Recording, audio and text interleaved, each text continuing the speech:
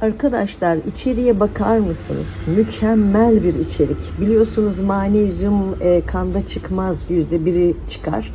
%5'i çıkar. Daha çok %15'i kaslardadır. Genelde magnezyum eksikliği hepimizde vardır ama D3K2 olmadan magnezyum emilmez ve dağılmaz. Yani dağılmaz, emilmez dediğim, emilimi ve dağılımı çok düşük olur. O yüzden nefis bir içerik. Çok ama çok etkilendim. Gerçekten firmayı da tebrik ediyorum. Ben ilk tanıştım.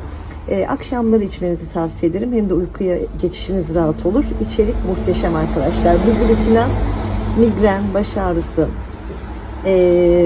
uykuya geçiş, malat, kramplar, sitrat, kabızlık, sindirim sistemi bence mükemmel bir kombinasyon. B6 ağrı giderir zaten. B vitamini vücutta bulunmaz. Gerçekten çok başarılı bir içerik. Herkese sağlıklı günler diliyorum. Tavsiye de ediyorum.